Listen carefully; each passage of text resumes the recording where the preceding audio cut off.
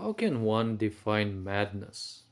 Well, this was somewhat of a quirky question, I might say, because there are a lot of these concepts that they're a bit illogical in a way. And especially nowadays when people seem to be giving definitions to anything the way they like, not necessarily the way science presents things to be. Well, madness would be the easiest to prove, that state in which everything you're trying simply doesn't work, but you still keep trying. See, when everything that you don't know doesn't work and you're almost certain that it's not gonna work, mostly one miracle may actually change the situation. Now, a miracle is something that happens but is beyond your capability of control, your capability of knowledge, and or any of these two specifics. Because something can happen that may change the course of certain actions, and you may actually be presented with a positive outcome. Uh, Someone has done something, and well, your situation has been solved directly or indirectly. And when you simply cannot comprehend something logically and it happens still, well, the experience exists, so you cannot counter it, right? You cannot lie yourself that it didn't happen. So most likely it's going to be called as a magical experience in a way, because anything that the mind cannot uh, understand logically, well, it's not going to be distinguishable from magic to the mind, right? So, if we are to think a bit about the shortest, simplest definition of madness is doing the same thing again and again and expecting a different outcome. See, there are all sorts of situations, but there are also all sorts of layers of madness.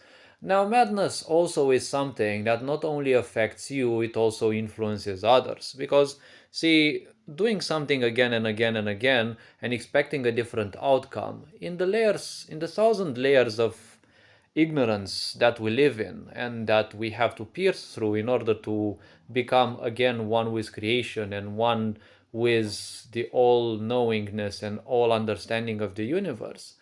Well, we will go through all sorts of cycles, right? They're called karma, they're called whatever else.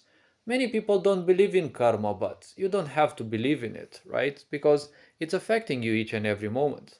You don't have to believe in the sun in the first place. Some people always look downwards in their life. Not necessarily pull you down, but they just look down. If you look at them, all they look is they just look downwards, or they only look in front of them. So it's like to them, most likely the sun doesn't even exist. Yes, they can perceive the light and they're making use of the lights during daytime, right? Because they're still doing their chores and the such, but it's like the sun simply doesn't exist to them. And well, also many other things. You most likely have experienced those situations where you have watched the same freaking movie 4, 5, 6, 7, 8, probably 10 times maybe. I mean, to me, it's only a few events of a movie. I can't watch a whole movie yet again, but we've all gone through that where you just watch some moments or whatever, and you're watching them again after a certain while because it's not that you like it, it evokes something within you, but you don't necessarily know what. Typically, it's a necessity for drama in many cases, and or at the same time, it is a certain lack that we all don't have, right? A lack that we don't have is, well, I used it here pleonastically because I wanted to underline the fact that we all have lacks in our life. And we have personal lacks, and we also suffer from societal lacks, which are modern ones or newer ones, as I classify them, the ones that the current generation is suffering from, as well as the lacks that, belong to the previous generations. So not everything that you do cyclically is necessarily callable as madness. Yes, obviously all of them are madness, but there is personal madness, and then there is what I call the psychiatry madness, which is madness when someone ends up actually disturbing the others around them. Because in a world of sickness, everyone becomes hyperly subjective because everyone, in a lack of attention, in an extreme lack of attention, they become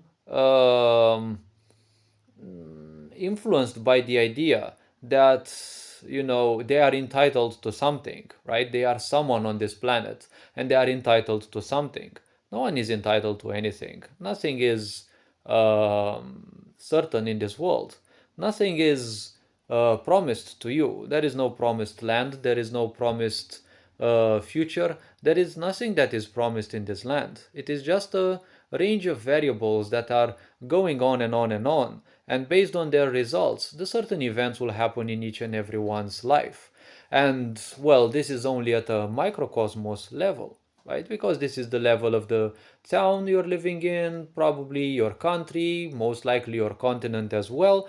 But at a cosmic level, the scale of the universe also has its own variables, which through their randomness dictate things. But when people are miserable and they feel distant or severed from creation, everything that happens in their life or everything they do in life, they will attribute it to creation. It doesn't matter how much effort they do, it's all creation that did it for them. This is a huge problem because this is one of the ideas that leads towards true madness. Because when you think creation has done something for you, you're only a few steps away from thinking that it is fate or creation or something that controls your fate and your life, your destiny, whatever you want to call it. This is a big problem because victimization, coupled with this mentioned earlier, well, it's gonna make a very miserable kind of person, and that person is gonna spread way too much misery for one single person. And now imagine that there's thousands upon thousands of those, and there were also thousands of generations of those. Well, don't look so surprised in the mirror when you see yourself depressed, because most of that depression isn't even yours. You didn't come here to be depressed or to work someone else's job and as such. This whole sick society's purpose is to simply do all the bad things possible, but at the same time is always ready to call you the miserable one or the insane one, right? Because that's how narcissists function. It's always someone else's fault. It's always those who complain all the time that, they never have any problem, right? So just look at people's lives and see how much are they repeating everything that they are doing right now. You've probably noticed those people. They're doing the same freaking thing, not only the same things each and every day, but also at the exact same hour, right? That shows a lack of stability in life, a lack of structure, and taking responsibility. They need the comfort zone of doing the same thing at the same exact time because otherwise they would feel themselves lost. They feel they are not worthy of taking responsibility for their life. These are layers of madness in the end. But, well, I don't call only a few of those I call true madness. That is when people actually start influencing others in a physical, straight way. Because many people have been influencing you. Even your ancestors, they're influencing you with their madness. Maybe they're no longer around you, but their misfortunes, their unhappiness, their failures in life, their feeling abandoned, their all their sorrows and the such, they are still within you. Karmically speaking, they are within you. You inherited them from your parents because anything that a generation cannot transcend, it will be passed on to the following generations. And that is why we have now far more sensitive generations, but they are constantly being desensitized by the critique of the uselessness of the older generations, who live the same as their old forefathers did. The same way in which they refuse to adapt, they refuse to give up on their stupid world that exists in their head, a world that no longer exists in reality. It's no longer suitable with this reality. God forbid that we actually get back into their old world of slumber where they are just the perfect slaves of a sick society who's using them as batteries. And when you're getting close to anything new in life, they're so happy for you to do it, right? They're so happy when you go to the kindergarten because you go through the same pains that they've gone. They're so happy for you when you go to school or when you get hired because they've been living the same lives, and to miserable people, it will be their greatest pleasure to see you suffer the same. This is another thing that I may call obviously as madness, and we should also as well. Hopefully this video raised a bit of awareness. You are appreciated. Take care. Enjoy life. Ferenc Board signing out.